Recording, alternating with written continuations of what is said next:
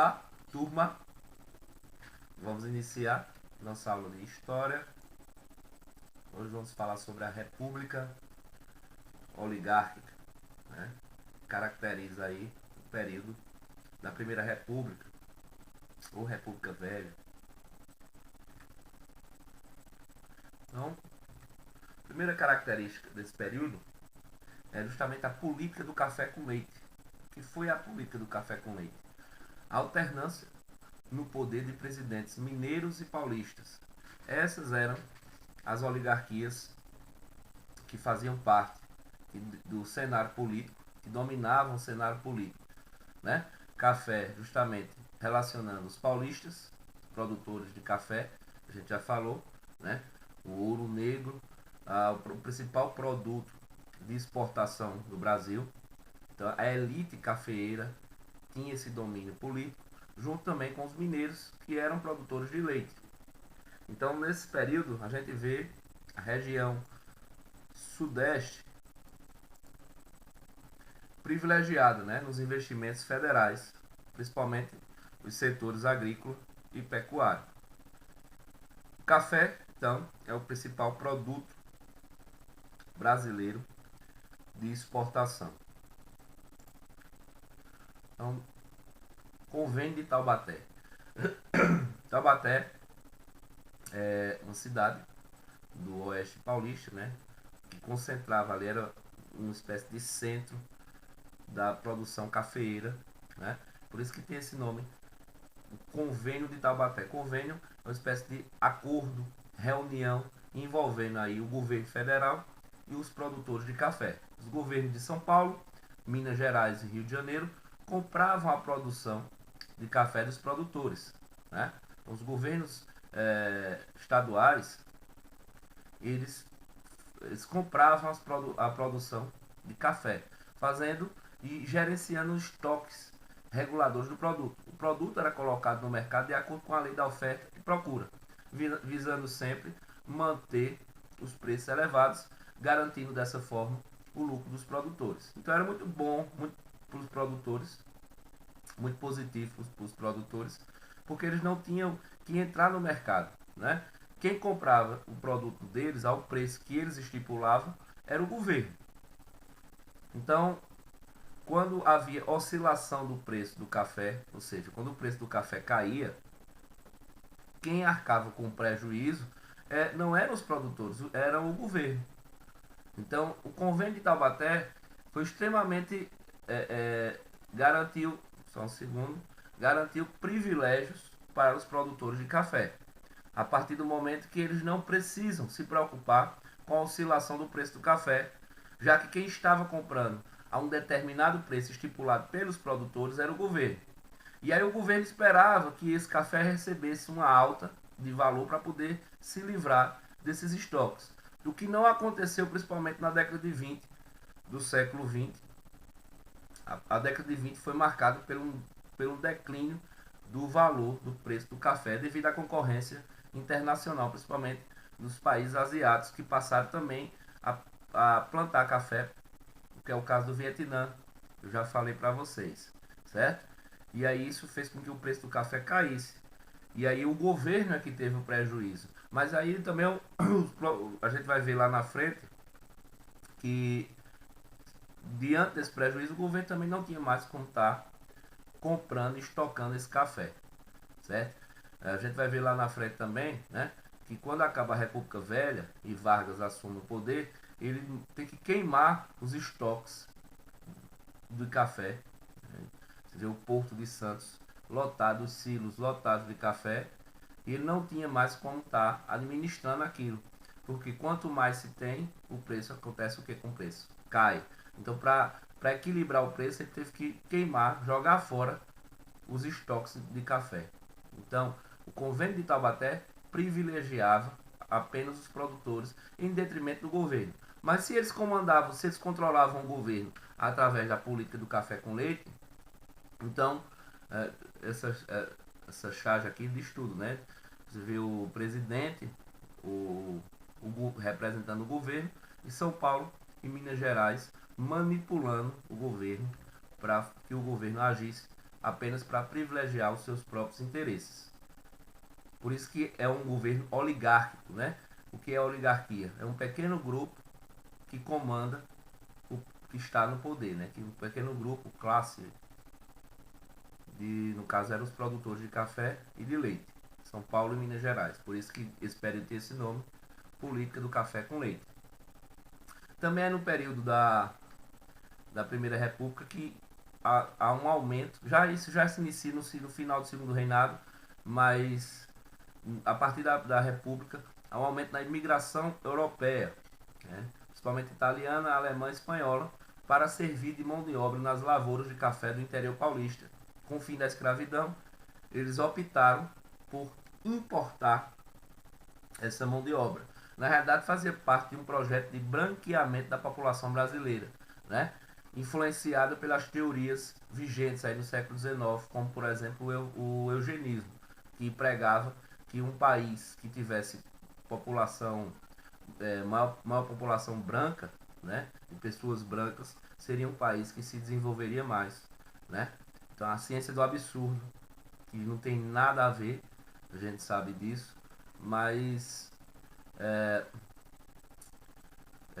muito se investiu para que colonos italianos, principalmente em São Paulo, devido guerras civis que aconteciam na Itália, no processo de unificação da Itália, que ocorreram no final do século XIX, e a Itália estava em crise depois,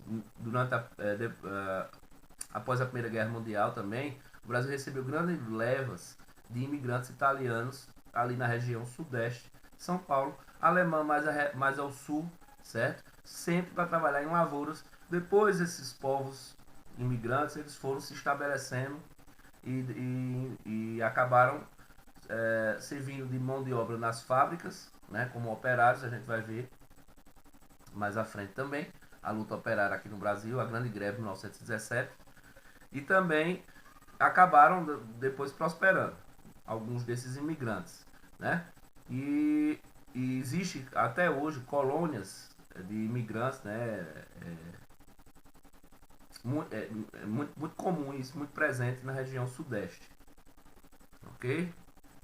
Política dos governadores nada mais é do que a troca de favores políticos entre o presidente da República e os governadores para a manutenção do poder e garantia de governabilidade. É um processo muito semelhante do que acontece ainda hoje, né? Então, o presidente ele passava recursos para os governadores e os governadores passavam recursos para os líderes locais. Era uma espécie de forma do governo federal ter o controle político, certo? Sobre áreas distantes, né? Então ele repassava, vamos dizer assim, o poder para situações locais. Então, principalmente aqui no Nordeste, localmente falando, quem tinha o poder eram os chamados coronéis, os poderes locais. Os coronéis, eles tinham, como a economia se baseava basicamente na agricultura, né, nos grandes latifúndios, e muitos desses coronéis nem produziam nada, viviam inclusive dessa verba, né, vamos dizer assim, passada do governo federal, do presidente para os governadores, dos governadores para os coronéis. Em troca, eles repassavam votos, né? Através de quê? Através, só um segundo aqui, através da política, né, do voto de cabresto, né? Então, o que era o coronelismo? O poder político e econômico concentrado nas mãos dos coronéis, grandes latifundiários, né, que usavam o voto de cabresto. Tinha esse apelido, a charge intitula muito isso, né? Eles tinham controle sobre o que acontecia localmente, né? Usavam violência, fraudes para obter vantagens eleitorais para si e seus candidatos. Então o coronel, aqui como um líder local, por que eles eram chamados de coronéis? Quando houve a passagem da monarquia para a república, muitos líderes locais que apoiaram o processo de proclamação da república, que apoiaram os militares, receberam títulos militares. Muitos receberam títulos de coronéis, outros capitão, que são características de altas patentes. E acabou pegando, né? Porque muitos desses coronéis morreram e aí tinha ainda a ideia de nobreza, onde passava de pai para filho o título na nobreza. No caso da República, não. Os títulos militares morrem com você, né? Você não consegue transferir isso para o seu filho, para os seus filhos. Mas aí eles continuaram, né? Sendo chamados de coronéis. Até hoje tem em regiões mais interioranas tem pessoas que se auto-intitulam coronéis naquela região. Na realidade, acabou sendo uma forma de chamar, não tinha ligação quase nenhuma. Os primeiros talvez receberam militarmente esse título de coronel, o capitão, mas eles não eram inseridos na vida militar. Mas aí, pelo costume local, as pessoas passaram a chamar essas pessoas de coronel. Então, dentro da fazenda do coronel, vamos pensar assim, né? Se o coronel recebia os investimentos do governo federal, era lá que ocorria, se tinha algum posto de saúde dentro da fazenda do coronel, para construir um açude dentro da fazenda do coronel. A igreja geralmente tinha a capela dentro da fazenda do coronel. E aí, se você não agradasse, se você não fizesse o jogo, né, não votasse, por exemplo, no candidato do coronel queria, você não tinha acesso às verbas que vinham do governo federal. Então você ficava marginalizado, excluído. Fora que você podia sofrer repressão de violência, por exemplo, né, os famosos capangas, jagunços, que trabalhavam para o coronel, porque o coronel elegia o prefeito, basicamente ele era a lei local nesses lugares interioranos, no interior, principalmente lá na região nordeste, né? O que aconteceu também semelhante na região sul, só que em vez de ser chamado de coronéis, eles eram chamados de caudilhos lá na região sul, mas uma coisa muito semelhante. Então eles mantinham o poder local através da intimidação. As pessoas, ou você estava do lado do coronel e podia receber aquela cesta básica que vinha, né? Podia ter acesso à água no açude do coronel, que estava da propriedade do coronel que estava cercado. Então os investimentos que vinham do governo federal, em vez de serem aplicados na zona pública, eram aplicados dentro da fazenda do coronel, o que lhes dava um poder de, de, de negociação com a população incrível, né? Então eles acabavam ali elegendo os prefeitos, os vereadores locais e tinham uma relação muito próxima com os governadores, né? Muitos dos governadores também eram coronéis e faziam esse jogo da política do café com leite. Então o trato era: vocês elegem lá em cima, né, as oligarquias que a gente quer, e aí a gente consegue fazer a manutenção do poder, ou seja, fazer com que o poder se mantenha dessa forma, ok? Então era uma política engessada que lembra muito a política atual, né? De certo modo, de uma forma mais complexa e menos visível hoje, mas a gente vê que parece muito ainda o que acontece na política nacional até os dias atuais. Ok? Outra coisa importante, que isso aqui foi um grande acordo, um acordão feito aí no governo do Campos Salles, assim como o Food Globe, né? E aí o Brasil veio daquela crise, daquela dívida deixada por Dom Pedro II. O que aconteceu é que o encilhamento quebrou a economia, né? Aumentou a inflação. O Brasil não teve condições de pagar os credores. A dívida só aumentou no governo depois da República da Espada, que foi extremamente conturbada. Nos governos seguintes, no governo de Prudente de Moraes, o primeiro presidente civil, vamos dizer assim, que não era militar, né? Já no período da República Oligárquica, ele também não conseguiu honrar com essas dívidas. E aí o que é que Campos Salles fez? Ele foi atrás dos credores, os famosos bancos Rothschild, né? Os ingleses, para que eles comprassem toda a dívida do Brasil. Então o Brasil passou a ser devedor de um lugar apenas, né? Dos capitalistas ingleses. E aí, ainda que ele comprasse toda a dívida, o Brasil ainda pegou um empréstimo, né? Negociou um empréstimo de 10 milhões de libras, que seria bancado pelo repasse. E aí, em troca, o Brasil fez o repasse de divisas geradas pelo serviço de abastecimento de água da cidade do Rio de Janeiro, ou seja, todo o lucro do serviço de abastecimento de água ficaria com esses capitalistas, né? Também cedeu a Estrada de Ferro Central do Brasil, que são os trens que rodam até hoje, né, dentro do Rio de Janeiro, né, que são os trens que circulam ali na capital. E aí foi dado também em contrapartida desse empréstimo, certo? E também os impostos recolhidos na alfândega brasileira, ou seja, nas divisas, nas passagens de território, os impostos de compra e venda, tudo isso ia para os capitalistas ingleses. Paralelamente, o governo brasileiro devia se comprometer a combater a inflação e retirar a grande quantidade de papel moeda que sustentava a desvalorização da moeda nacional. Então, tentar diminuir a circulação de papel moeda na tentativa de diminuir a inflação. E aí eles deram um prazo de 3 anos para o Brasil começar a pagar os juros, certo? Depois o Brasil até pegou novos empréstimos. Isso acabou gerando uma bola de neve que a gente sabe que existe até hoje, né? O Brasil hoje é extremamente endividado e não só como instituição, mas com várias instituições, bancos internacionais que existem aí, né? O BIRD, o FMI, entre outros, o Banco Mundial, ok? Esse foi o Funding Low, no começo aí de um processo de endividamento do Brasil junto aos capitalistas internacionais, aos bancos internacionais. No caso aí foi o Banco Rothschild, o famoso banco inglês, né?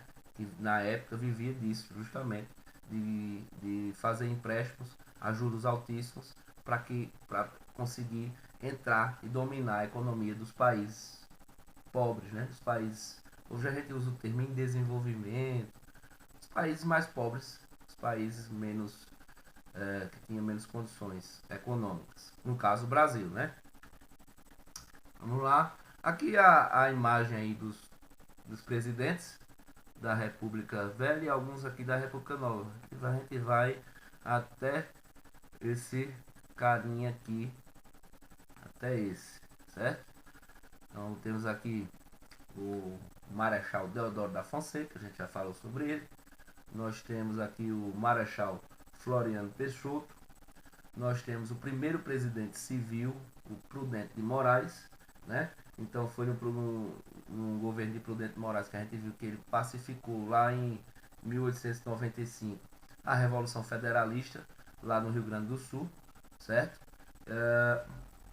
E também foi no governo dele que aconteceu a Guerra de Canudos, que a gente vai ver mais à frente, certo? Temos o governo do Campos Salles, segundo presidente da República Oligárquica, né, o segundo presidente civil, onde aconteceu aí a política dos governadores, que a gente viu há pouco, né, esse acordo foi formalizado, vamos dizer assim.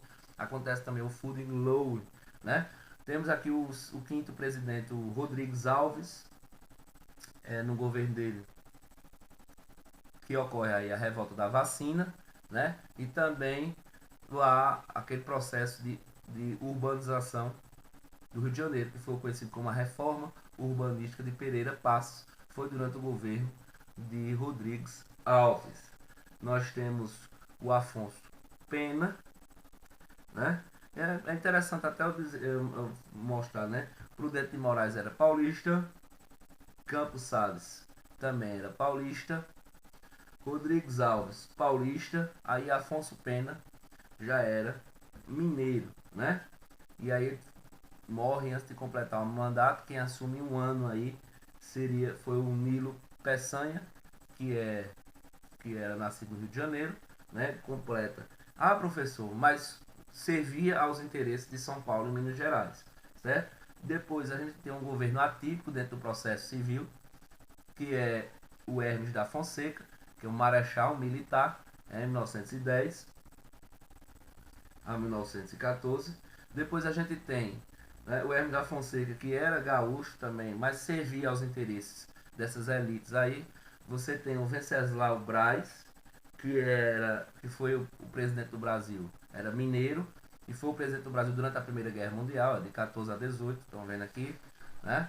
Rodrigues Alves vence a eleição, morre aqui em 1918, por causa da pandemia que estava tendo no Brasil na época, a gripe espanhola, certo? E morre antes de tomar posse. Quem toma posse é o Delfim Moreira, outro mineiro, certo? E aí Delfim Moreira também fica aí um ano, né? Só que há uma discussão ali em relação à originalidade se ele pode ficar, né? Porque lembra-se que a Constituição diz que se você não cumpriu metade do mandato, o vice não poderia ficar. Então ele fica até convocar novas eleições, certo? Então Epitácio Pessoa vence, né? Paraibano, o único paraibano que foi presidente da República em 1909 até 1922. Ele completa, vamos dizer assim, o mandato do Rodrigues Alves, né? Que acabou falecendo, certo? Depois do Epitácio Pessoa você tem o Arthur Bernardes, que é um mineiro, e por fim você tem o paulista, o Washington Luiz, o último presidente aí do período da República Velha, né? Com a frase clássica: governar é abrir estradas. E aí a gente vai ver que o Washington Luiz indica para ser o candidato o outro candidato de São Paulo, quando deveria ter indicado o de Minas Gerais, quebrando assim a sequência de políticos mineiros e paulistas. E aí o governador de Minas Gerais não aceita. A gente vai ver isso. Ele indica Júlio Prestes, certo? Só que Antônio Carlos, que era o governador de Minas Gerais, presidente, na época chamava presidente, em vez de ser governador, era presidente de Minas Gerais, não aceita, e acontece uma revolução, que é a Revolução de 30. A gente vai ver isso mais à frente. Mas só para vocês verem as carinhas aqui dos presidentes desse período. Ok? Aqui os nomes deles, né? Deodoro da Fonseca, Floriano Peixoto, Prudente de Moraes, Campos Sales, Rodrigues Alves, Afonso Pena, Nilo Peçanha, Hermes da Fonseca, Venceslau Braz, Delfim Moreira, Epitácio Pessoa, Arthur Bernardes e Washington Luiz, né? Ok? Então aqui São Paulo, Minas Gerais, mas apesar de quando a gente não tem nem São Paulo nem Minas Gerais, que é o caso aqui, Rio de Janeiro, né? Onde Nilo Peçanha complementa, fica só um ano no poder, mas ele representa os interesses, assim como Epitácio Pessoa representava os interesses das oligarquias. Vamos dar uma olhadinha aqui bem rapidinho. A Primeira República foi um período dominado pelas oligarquias rurais. Mas, afinal, o que isso significa? Oligarquia é um grupo de pessoas que concentram todo o poder em suas mãos, e nesse caso, eram os grandes cafeicultores e fazendeiros que controlavam a política no país. Mas, para entendermos melhor esse período tão importante da história do Brasil, precisamos voltar lá para a Proclamação da República, em 1889. O Império de Dom Pedro II estava passando por várias crises institucionais. O poder era muito centralizado na capital, o Rio de Janeiro, e assim os fazendeiros paulistas estavam insatisfeitos com a falta de autonomia e investimentos que as províncias recebiam. Eles também já estavam boladíssimos com a abolição da escravidão, que os concedeu prejuízos financeiros, sem receber nenhuma indenização do Império. Os militares também não estavam gostando nem um pouco da situação. Muitos deles adotavam ideais positivistas, de uma república autoritária e modernizadora. Diante dessas crises, no dia 15 de novembro de 1889, Marechal Deodoro da Fonseca proclama a República. Assim se seguiu a República da Espada, quando o exército assumiu o governo. No entanto, não durou muito tempo, porque tinha gente poderosa de olho, se articulando para assumir a presidência. Dessa forma, a oligarquia cafeira paulista concorreu às eleições, tendo como principal representante Prudente de Moraes, que se tornou presidente em 1894. A partir daí, eles aproveitaram para implantar a política do café com leite, que era basicamente um revezamento de presidentes entre São Paulo e Minas Gerais, esquema que durou simplesmente 36 anos. Esse nome se dá pelas principais atividades econômicas dos estados. São Paulo era o maior produtor de café e Minas Gerais de leite. Mas, para se manterem no poder por tanto tempo, é claro que foram feitas muitas fraudes e manipulações no sistema eleitoral. Começando pela política dos governadores. As eleições eram muito interdependentes, ou seja, para alcançar o poder, os políticos dependiam um do outro, assim eles faziam alianças entre si. O presidente, para ser eleito, oferecia apoio político e financeiro aos governadores de estado, em troca de votos. Já os governadores de estado faziam a mesma coisa, oferecendo verbas e benefícios aos coronéis, que retornavam em forma de votos da população. Mas, afinal, quem eram esses coronéis? Esse título era dado geralmente a grandes fazendeiros que obtinham muito prestígio social, político e econômico na área rural. Eles eram tipo famosinhos onde viviam, exerciam influência sobre o povo e costumavam ser os chefes políticos. Eles usavam de seu poder para manter um curral eleitoral. Mas o que essa expressão significa? Ela compara os eleitores ao gado, porque são dirigidos pelos interesses da elite, sem poder ou instrução para se manifestarem. Os coronéis se mantinham pela ameaça e pela fraude. Eles falsificavam documentos, adulteravam as cédulas e vendiam votos em troca de pequenos interesses da população, que era de maioria muito pobre e camponesa. Essas práticas são chamadas de voto de cabresto ou clientelismo e funcionavam mais ou menos assim. Os coronéis faziam promessas de doar gado ou materiais de construção em troca do voto do povo. E se você não aceitasse essas condições ou traísse o cara na hora, ele ia ficar sabendo de qualquer jeito, já que o voto era aberto, e com certeza ia partir para a violência, contratando um cangaceiro para acabar com você no dia seguinte. Beleza. Agora que você já entendeu como funcionava a política na República Oligárquica, vamos aprender sobre alguns dos fatos que marcaram ela desde seu início. Ok. Tchau, tchau.